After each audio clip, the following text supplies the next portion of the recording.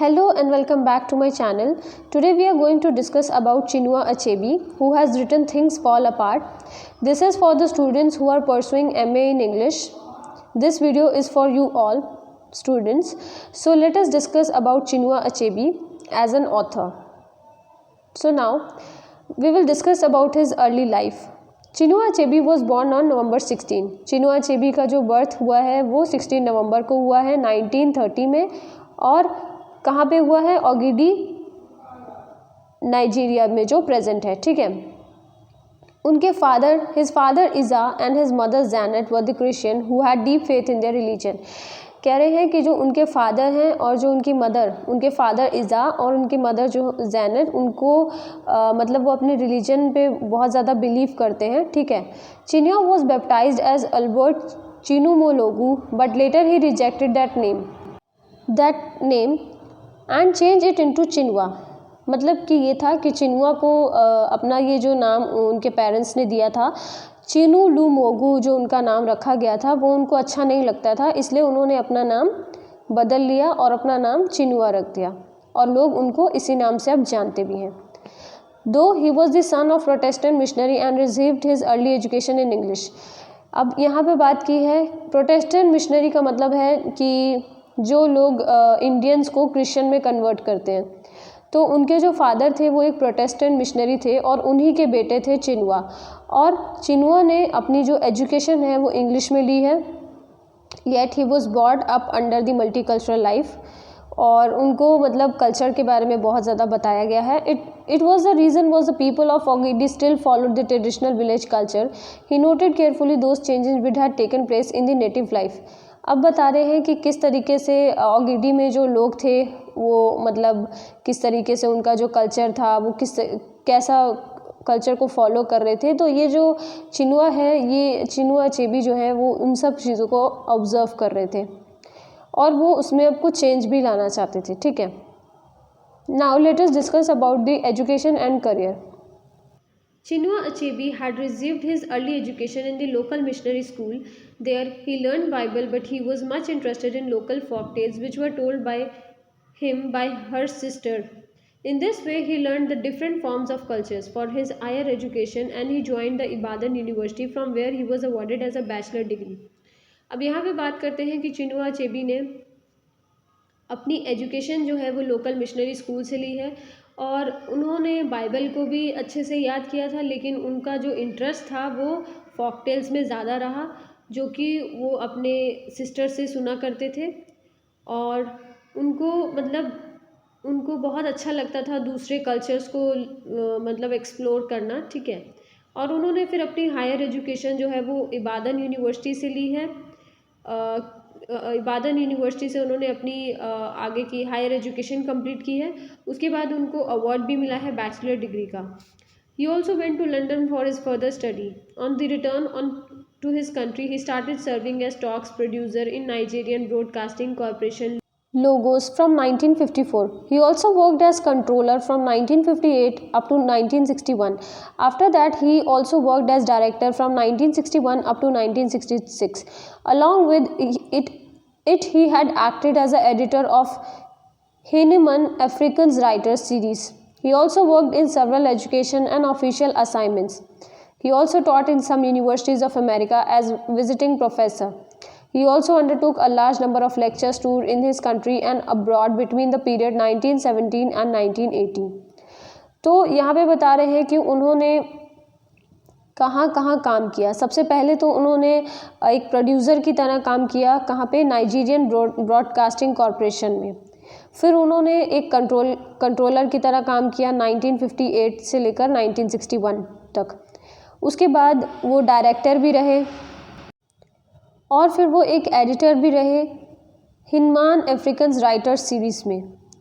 उन्होंने काफ़ी ज़्यादा वर्क किया एजुकेशन और ऑफिशियल असाइनमेंट्स में, और उन्होंने ऐसी कई यूनिवर्सिटीज़, अमेरिका की यूनिवर्सिटीज़ में एज अ प्रोफेसर की तरह पढ़ाया। ठीक है। He also undertook a large number of lectures tours in his country and abroad between the period 1917 and 1980. Though he was always very busy in in his hectic activities, yet he continued his literary activities and he wrote a number of great books. तो इतना तो आपको समझ में आ ही गया होगा कि उन्होंने अपनी कंट्री में बहुत ज़्यादा मतलब अपना लेक्चर्स दिए और उन्होंने मतलब उनका जो शेड्यूल था वो बहुत ज़्यादा बिजी रहा करता था, क्योंकि उन्होंने मतलब काफ़ी सारा अच्छी अच्छी ग्रेट बुक्स लिखी हैं जो कि आज लोग उनकी बुक्स को पढ़ते भी हैं. So we have discussed his early life, his education and career. Now we are going to discuss the landmark of Africa. It is necessary to mention that Chinua Achebe had a significant advantage because he had seen more landmarks related to the life and culture of Africa. यहाँ पे बात कर रहे हैं कि वो मतलब Africa के कल्चर से और मतलब उनकी जो डेली एक्टिविटीज़ से या जो भी उनको दिखता था, तो उनको ये बहुत ज़्यादा एक एडवांटेज देता था, इस एडवांटेज की वजह से उन्होंने इतनी ग्रेट बुक्स लिखी हैं. तो ये जो लैंडमार्क्स हैं ये इनका एक एडवांटेज हो जाता है. ठीक है. In the way he was fortune to hate the necessary and useful background which helped his in writing some of his great and famous novels. Fortunately, he had the great advantage to watching some landmarks in Africa. He also saw a fading glory of Africa, which was under the colonial rule of a great powers of Europe. He had seen carefully the changing pre-independence period as well as the post-independent period of Africa. He also noted the stages of disillusionment which the countries had experienced. His such rich experience of the political slavery of the African countries had made him much more experienced. He made use of such experience in the novels. कि जैसे कि हमें पता है कि Africa में किस तरीके से ये जो हमारे यूरोपियंस थे वो किस तरीके से रूल कर रहे थे अफ्रीका को, लेकिन वो नहीं कर पा रहे थे और किस तरीके से उसको स्लेव बना रहे थे अफ्रीकन लोगों को. तो यहाँ पे बात की गई है कि चिनुआ अचेबी स्लेवरी को बिल्कुल भी सपोर्ट नहीं करते थे और उन्होंने अपनी नॉवेल्स में भी बहुत कुछ लिखा है स्लेवरी के बारे में, क्योंकि वो स्लेवरी के अगेंस्ट थे. Now let us discuss the major works of Chinua Achebe. So the first works is Things Fall Apart. तो थिंग्स फॉल अपार्ट जो है ये इनकी the first novel Things Fall Apart by Chinua Achebe was his first novel and was published in 1958. तो ये इनकी things Fall Apart जो थी ये इनकी पहली नावल थी और ये 1958 में पब्लिश हुई है. दूसरा जो है वो है No Longer at Ease. The second novel of Chinua Achebe was No Longer at Ease which was published in 1916. तो नो लॉन्गर एट ईज जो थी वो पब्लिश हुई 1916 में. थर्ड जो है वो है एरो ऑफ गॉड. ये जो है इनकी नावल वो पब्लिश हुई है 1962 में. फोर्थ जो है इनकी जो फोर्थ नावल है वो है A Man of the People जो कि 1964 में पब्लिश हुई है. Then his fifth novel is Anthills of the Savannah. ये हुई है 1983 में publish. So this major works are very important. If you write this major works in your exam you will score a lot. So now let us discuss Achebe's short stories and essays.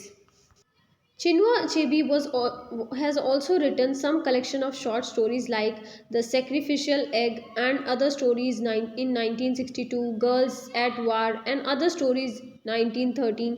He also composed the volumes of poem under the titles of Be Where Soul Brother and other poems which were reprinted in America as Question in Bifaria and Other Poems in 1973.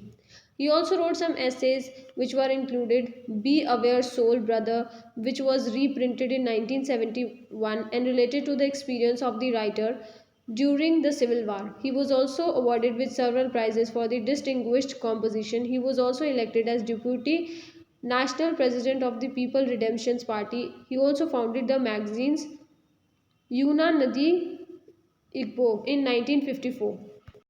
So now let us discuss the poems. तो इनकी first poem जो है वो है the sacrificial egg. Second है इनकी girls at war. Third है इनकी बी अवेयर सोल ब्रदर. अब इनकी एसेस की बात कर लेते हैं. तो इनका जो फेमस एसे है वो है बी वेयर सोल ब्रदर. जो कि सिविल वार जो इन्होंने मतलब एक्सपीरियंस किया था उसको ही एक्सपीरियंस करते हुए उन्होंने ये लिखा था और उसको रीप्रिंट किया था। और फिर उनको अवार्ड मिला था, बहुत प्राइसेस में मिले थे, और उनको एज अ इलेक्ट किया गया था deputy national president of the People Redemptions Party. और उन्होंने एक मैगजीन को भी फाइंड किया था जो था यूनी नदी Igbo in 1954. So this was all about Chinua Achebe. Thank you for watching. Please subscribe my channel.